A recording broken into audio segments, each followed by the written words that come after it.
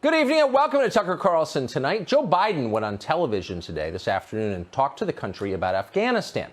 He said, among other things, that we had no choice but to leave. And on that question, he is right. The United States should have left Afghanistan 19 years ago when it became obvious that Osama bin Laden wasn't there and had fled to Pakistan. There was no reason to stay in the country.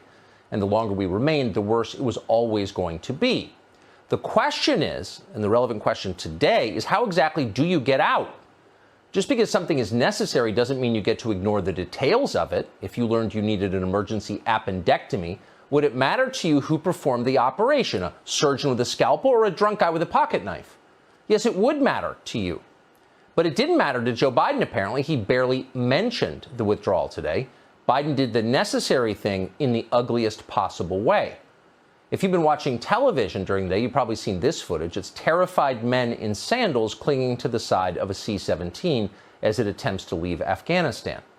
And this is the iconic photo of the moment. It's the final humiliating scene of the American occupation of Afghanistan. That means that after 20 years and trillions of dollars, our leaders couldn't manage to pull off an orderly retreat. They couldn't even secure a single runway. And that's the main lesson of the fall of Kabul. We are led by buffoons. They have no idea what they're doing. We know that now. They're imposters. Everything they touch turns to chaos, not just there, but here. These are the people who run the Amtrak station in Midtown Manhattan, the one that's filled with drug addicts. They're the people in charge of the power grid in the state of California. They have no useful skills. And yet somehow these same people assured us they were going to turn Stone Age Afghanistan into modern Belgium. Remembering it now is bitter and hilarious. At this point, our leaders are so discredited, they're running out of ways to criticize the Taliban. Is the Biden administration really going to attack the new government of Afghanistan for forcing women to cover their faces? Are American diplomats actually going to lecture Taliban leaders about toppling statues?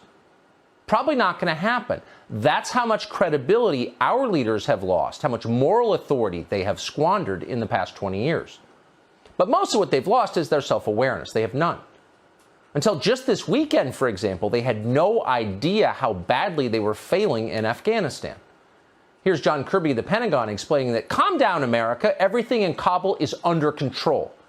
Keep in mind, we have not edited this tape, and it's not from last year. This is 3 days ago. Kabul is not, right now, in an imminent threat environment. Oh, good job, John Kirby. Think he'll keep his job? Of course he'll keep his job. A man who's willing to defend pregnant fighter pilots can work in Washington forever. And so can Mark Milley at the Joint Chiefs and the rest of the woke clowns at the Pentagon. Generals who are much more worried about white rage in West Virginia than they are about our enemies abroad. When was the last time these guys won a war? Seriously, they hate it when you ask that question. Nothing bothers them more. But what's the answer? When was that? And while we're at it, how about the intel agencies? Their job is very specific. Give policymakers some rough sense of what's going to happen in the world, especially on the big questions, so they can make wise decisions. How's the intel world doing on that? Let's see. The collapse of the Soviet Union, 9/11, the fall of Kabul, not small things, major history-changing events. They missed all of those completely. They had no idea. So why are they still there? Well, because someone's got to read your text messages, got to make sure you're not making fun of trans people or anything like that. And then there's the Biden administration overseeing all of it, the group led by the senile credit card shill from Delaware and staffed by power-hungry nonentities who believe they're God.